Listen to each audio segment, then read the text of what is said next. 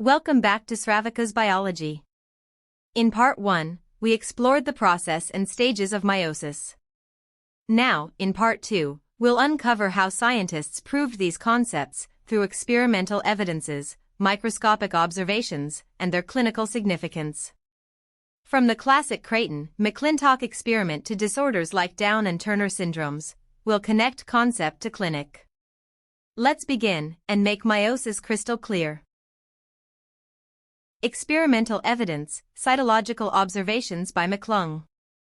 Early cytologists including McClung observed bivalence, chiasmata, and crossing over in grasshoppers and other insects, the first cytological evidence that chromosomes pair and recombine during meiosis I. This formed the morphological basis for modern genetics. The next one is onion anther pollen mother cells.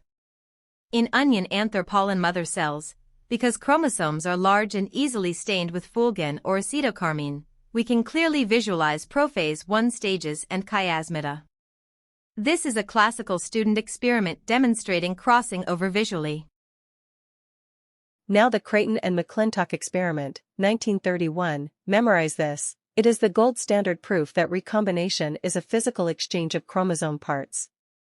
They used maize plants with visible cytological markers on chromosome 9, a knob at one end and a translocated segment elsewhere. They crossed this maize with normal maize plants and observed both genetic traits and chromosome structures in offspring. For each offspring they scored genetic recombination of traits and then examined the same plant's chromosomes under a microscope. The key observation: whenever a genetic recombinant phenotype appeared, the physical markers had been exchanged in precisely the expected way, the knob and translocated segment swapped places on the chromosomes. If no genetic recombination was observed, the markers stayed as in the parents. Their conclusion: genetic recombination corresponds to actual physical crossing over between homologous chromosomes. In short, Creighton and McClintock linked genetics to cytology and settled the debate: recombination equals physical chromosome exchange.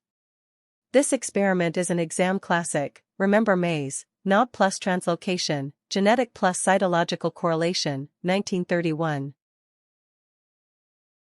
Autoradiography, tritiated thymidine. Autoradiography using tritiated thymidine showed that DNA replication occurs before meiosis I but not before meiosis II. Cells labeled in S phase carry the label into the first division. This technique proved the single replication rule and explained why meiosis II is equational. The next experimental evidence is yeast mutant studies. Genetic studies in Saccharomyces cerevisiae were crucial. SPO11 mutants cannot form double-strand breaks and hence fail to cross over. Shugashan mutants do not protect centromeric cohesion and display premature sister separation in meiosis I. These mutants provide direct functional evidence for key meiotic proteins. The next one is fluorescent live imaging. Modern live cell imaging with GFP-tagged proteins, such as GFP-Rec8 for cohesin, GFP-tubulin for spindle, and GFP kinetochore components, visualizes dynamics of cohesin removal, synapsis, and chromosome movement in real time. This confirms the stepwise molecular choreography we discussed earlier. Now let's understand the clinical significance of meiosis. Non-disjunction disorders. Clinically, errors in meiosis are major causes of human disease. Down syndrome, trisomy 21, typically due to non-disjunction during maternal meiosis I. Turner syndrome, XO, monosomy of X. Klinefelter syndrome, XXY, extra X. Exam note: whether non-disjunction occurs in meiosis I or II changes the pattern of affected gametes, so know the difference for Part C questions. Genetic variation and evolution. Crossing over and independent assortment produce enormous gametic diversity, the basis for Mendelian genetics and evolution. This is why meiosis is central to population genetics and adaptation. Cancer biology.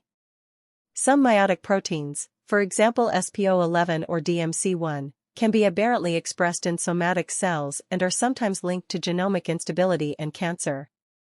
Researchers study these mis-expressions both to understand tumorigenesis and as potential therapeutic targets. The next one is infertility and miscarriages. Many infertility cases and spontaneous abortions are caused by meiotic errors that produce aneuploid gametes. Thus meiosis is not only academically important but clinically very relevant in reproductive medicine. Drug targets. Some anti-cancer and contraceptive strategies target meiotic regulators or the spindle checkpoint.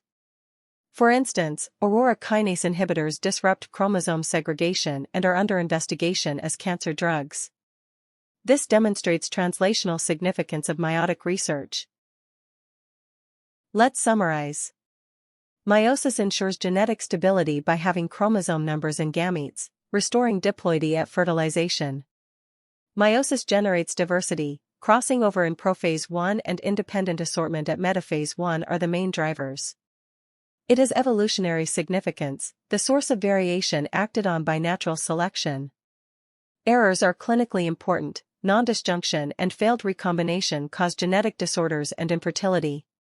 For exams, remember, Creighton McClintock, SPO11, Shugashin, and the logic behind non-disjunction. Thank you for watching till the end. I hope you now see how meiosis not only drives diversity but also connects to real-world genetics and health. If you found this helpful, do like, share, and subscribe. Your support keeps me creating more high-quality content. And don't forget to check out the Meiosis Quiz shorts in the description. Test your concepts right now.